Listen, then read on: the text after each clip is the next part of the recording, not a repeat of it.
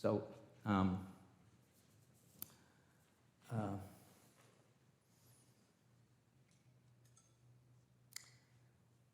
this was a very important trip for me.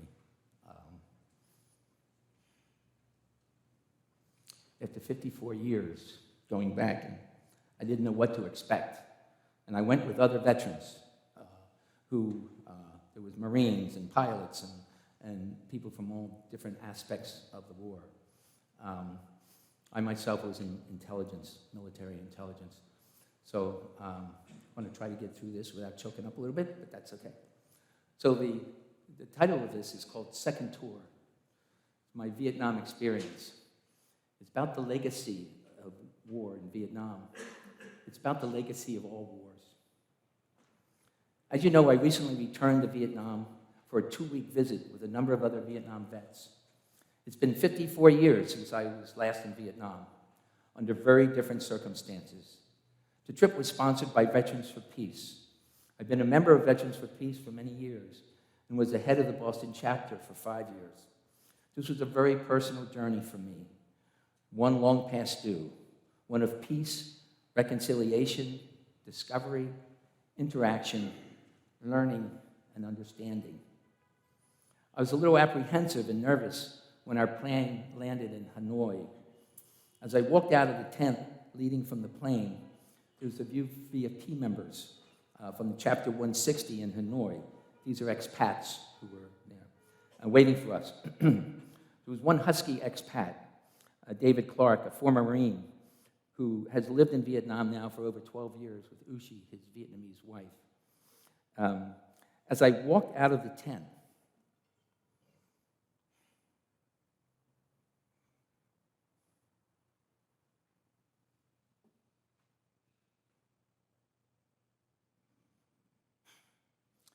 he immediately walked up to me and gave me a big old bear hug. Big old bear hug. And he said, "Welcome home."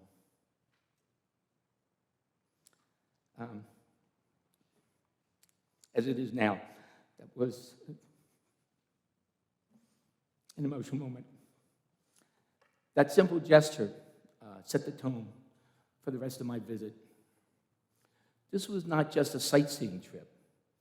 We were a delegation of returning veterans of war, now Veterans for Peace, led by Chuck Sarcy, President of Veterans for Peace, Chapter 160 in Hanoi. Chuck is revered in Vietnam, throughout Vietnam, for what he has done over the past 30 years. Let me tell you a little bit about him. In assisting Vietnamese in both his work on Agent Orange, making prosthetics for thousands without limbs, and starting an organization called Renew that started the education about unexploded bombs and the finding and dismantling of these bombs. Chuck was awarded the highest award Vietnam gives to civilians. High-ranking officials throughout Vietnam know Chuck Sarcy, and those when we met greeted him with such honor. So it was an honor to be with Chuck and the other vets on this trip. We started off in Hanoi, the political capital, then Da Nang, the financial capital, then to Hue, the spiritual capital, and finally Ho Chi Minh City, where I had been, Saigon, which many refer to as the Wild West. And we visited many smaller communities along the way. We met with several high-ranking officials over the course of 2 weeks. To name a few, we met with the provincial governor of Quang Tri Province, which was the dividing line between North and South, and where the DMZ is, and other leaders in Quang Tri. We met with Mark Napper, who's the U.S. ambassador to Vietnam.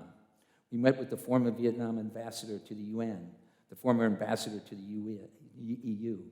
Who were now heads of 2 organizations we met with.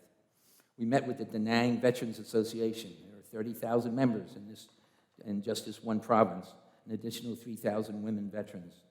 We shared what we did during the war, shared greetings, and shared small gifts. We met with the leaders of VAVA, which is Vietnam Association for the Victims of Agent Orange. Agent Orange contains dioxin, one of the worst toxic substances ever produced. The U.S. spraying operation was known as Operation Trail Dust. Over 19 million gallons of Agent Orange was sprayed throughout Vietnam. Many areas got sprayed numerous times, some up to 10 times. And when you see pictures of what it looked like, total devastation, mangroves, triple canopy jungle, down to nothing, and it hasn't recovered. Agent Orange is a toxic herbicide and defoliant meant to deny the NVA and Viet Cong of cover. We met with organizations working on Agent Orange and Vietnamese suffering from Agent Orange. Exposure to Agent Orange can cause every type of cancer, birth defects, physical abnormalities, mental disorders, chloracne, spina bifida, megacephaly, just to name a few. We visited an orphanage, Chuck Doc's Son Buddhist orphanage, with orphan children, many with disabilities. Many were abandoned and left on their doorstep. We visited the Peace Village at Tu Duc Hospital, who takes in abandoned orphans with severe disabilities. I have held deformed children in my arms.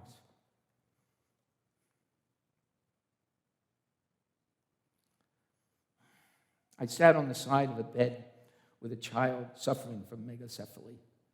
People don't know what that is. That's the enlargement of the brain. This little boy's head was about this big. And it's so sad. We visited Van Chem Friendship Village for Agent Orange and dioxin kids and veterans come for medical treatment, rehabilitation, and vocational training. What an experience it was visiting those locations and interacting with the children and veterans. 4.8 million Vietnamese were exposed to Agent Orange during the war between 1961 and 71. This is the time frame that the U.S. sprayed Agent Orange throughout the vast areas in Vietnam. Mostly the spraying took place in very poor areas in Vietnam where the war was being fought. The dioxin has found its way into the environment, into groundwater, streams, and rivers. 50 years later, it is still affecting crops and rice production. There have been numerous cases of fishermen catching deformed fish. Today, there are over 300,000 Vietnamese that have disabilities directly related to Agent Orange. Some of these are so horrendous and grotesque deformities. 10 years ago, that number was 3 million. That's how many affected Vietnamese have died horrible deaths due to the exposure to Agent Orange. Disabilities related to Agent Orange are now passing on genetically to the third and into the fourth generation since the war. We visited a family, this is so heart-wrenching, affected by Agent Orange. This was so sad. This was a family of 4, father, wife, and 2 sons. The father and youngest son, 15 years old, have serious disabilities and deformities due to the father's exposure to Agent Orange. The older son was not there. He's away at college. That's the way it happens. It may affect one child, but it may not affect the other child. And so the second child, the oldest child, was not affected, and he's off to college. This son has not been affected by Agent Orange. This is a very poor family. It had rained, and as we approached the house, we had to navigate some water and mud on the ground. I found a root around a tree and was the first person at the house. The father lay face down, if you can picture this, face down on the ground. On the front porch was just almost just at ground level. And he was face down, his arms were out like this, and his legs were like this, laying flat on the ground.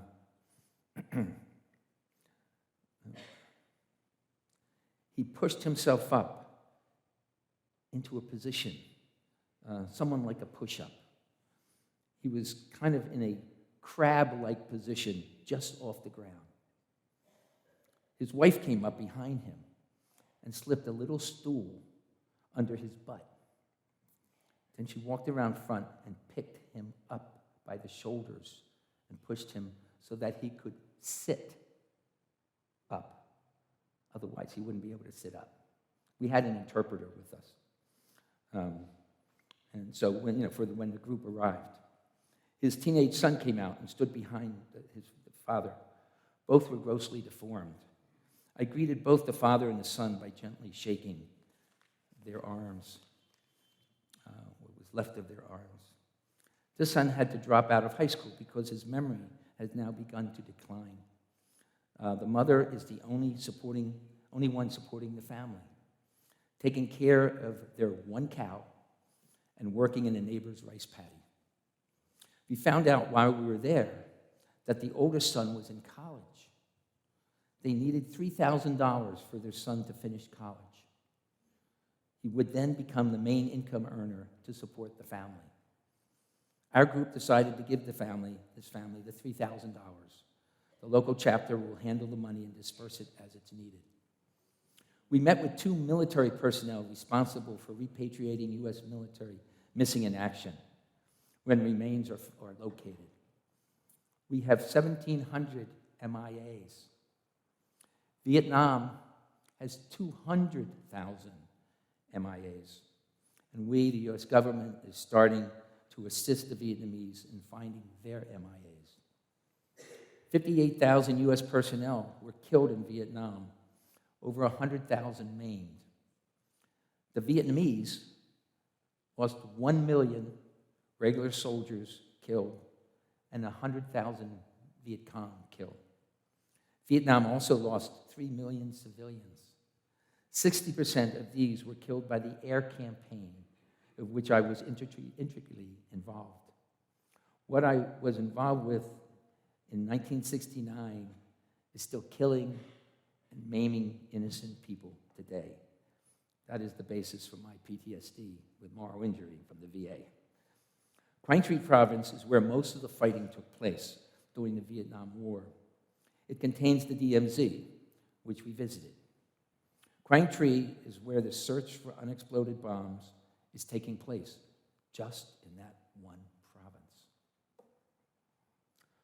Over 105,000 Vietnamese have been killed or maimed by these bombs since the end of the war. 105,000. 40,000 killed and 60,000 maimed in the past 50 years. And it continues today.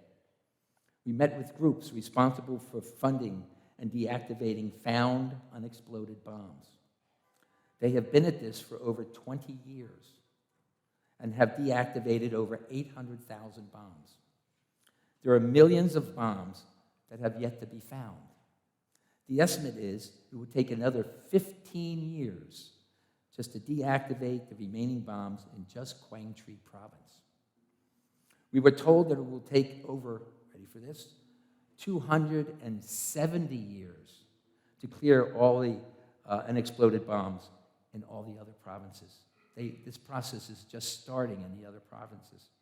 Throughout the country, they've had extensive educational programs about unexploded bombs and what to do if a bomb is found, and that's been fairly successful.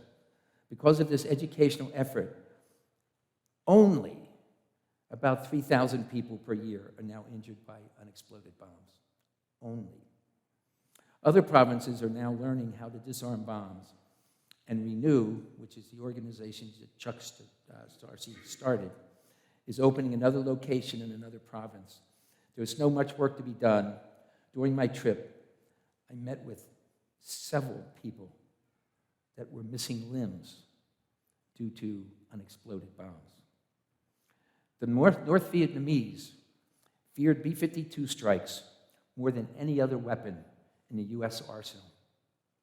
When I was in the Army, I was in military intelligence, held a top-secret clearance, was an intelligence analyst, was in Targets Division for B-52 strikes at MACV headquarters in Saigon. The team I was on planned all the B-52 strikes throughout South Vietnam for the year of 1969. We were not bombing in the north that year. 1969 saw the highest concentration of B-52 bombings in South Vietnam of the entire war. I personally did all the bomb damage assessment on every B-52 strike in 1969. In that year alone, 1 year, just in South Vietnam. We dropped over 3.5 million bombs. There were 500-pounders inside the fuselage, and 750-pounders were under the wings. About 3% of all bombs dropped do not explode. Do the math. In 1969 alone, over 100,000 bombs did not explode, just from B-52s, and they're still waiting to either blow someone up or be dismantled. Should add, we also dropped another 250,000 bombs in Laos in that year. And the bombing that Nixon was saying wasn't happening in Cambodia was actually planned in my office. So combine that with all the combat, those bombs that I'm talking about, B-52 bombs, but combine that with combat sorties, the jets coming in for tactical operations, naval bombardment, artillery rounds, bomblets, hand grenades, et cetera, millions of still unexploded bombs. We're talking about the legacy of the Vietnam War, unexploded bombs in the aftermath of Agent Orange. You may ask if we did any actual sightseeing and other touristy things on the trip. Well, we visited the so-called Hanoi Hilton, where John McCain was held. We drove past the pond where John McCain had been captured. We visited the National War Museum and the National Veterans Cemetery. We walked the bunkers of Khe Sanh and crawled through the Viet Cong tunnels in Chu Chi. Visited the Rock Pile and Marble Mountain, sites of major battles. We spent a night on a junk in Ha Long Bay, one of the most incredible natural geological spaces on the face of the earth. It is incredible. We interacted with numerous Vietnamese, ate at Vietnamese outdoor eateries, got to see the local neighborhoods. So much of Vietnam I did not recognize. The development in Vietnam has exploded over the past 20 years, especially in the past 10 years. There were skyscrapers, a lot of them, in every major city we visited. They have become a global manufacturing center, and their economy is booming, although it is still a very poor, mostly rural country. It has become a major tourist destination for people of around the world, and we met many of them. At one place, we met a group of Australian who were there during the war, who were combatants during the war, and we met them and exchanged stories and whatever. Vietnam is an exceptionally beautiful country from top to bottom. Exquisite mountains and just beautiful beaches. The Vietnamese people are beautiful, warm, friendly, welcoming people. The Vietnamese are predominantly Buddhist. We visited Buddhist temples and a Confucian temple. There were also Christian churches and a large Christian cathedral in Saigon, Ho Chi Minh City. What I found was a uniquely Vietnamese take on the war. Maybe it is because of their Buddhist religion. The Vietnamese will never forget the horrendous 20 years of war with the U.S. 50 years later, that legacy continues. They do not want to look back and dwell on the past. They want to move forward in peace, reconciliation, forgiveness, friendship, and want to move into the future, working together for a positive, mutual, beneficial future for all.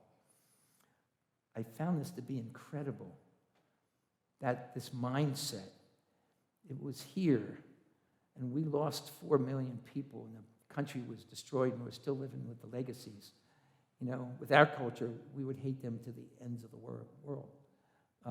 That's not the case with the Vietnamese. I just found it incredible.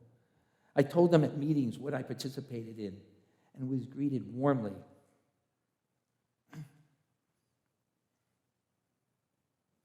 Sometimes with hugs and just pure friendship. I did not sense, not even once, any feeling of resentment or hostility, only warm, friendly embraces. They constantly told us they want to move forward together in friendship. And for your information, President Biden visited Vietnam in early September. There are 4 levels of diplomacy. At the time, the U.S. and Vietnam were on that lowest level. Initially, the U.S. was going to propose bumping that level up one level. While there, the decision was made to proposing skipping 2 levels and going to the highest level of diplomacy, proposing full diplomatic relations. Surprisingly, that proposal was accepted, and we now have full diplomatic relations with Vietnam. 2 U.S. aircraft carriers have dropped anchor in Da Nang Harbor over the past year. We are now actively helping to clean up Agent Orange hotspots. Da Nang Airport, where we were there, where many of the Agent Orange spraying flights originated, has been totally cleaned by the U.S. The U.S. is now working in Benoit Air Base, located about 25 miles from Saigon. Benoit has 10 times the contamination that Da Nang had, but there's 26 hotspots, so they're just getting to the second one. There is now a lot of joint cooperation with Vietnam on a number of fronts. We have started a small effort to help Vietnamese who are suffering from exposure to Agent Orange. On a final note, the veterans on this trip jointly donated $20,000 to 6 of the programs we had visited, the orphanages and the rehabs and the hospitals, including the family I mentioned previously. VFP has conducted 6 of these trips for returning vets over the years and has donated over $350,000 to very deserving organizations. So, if anyone here or viewing this on Zoom would like to donate to help these organizations, please contact me or Lee, and thank you for listening.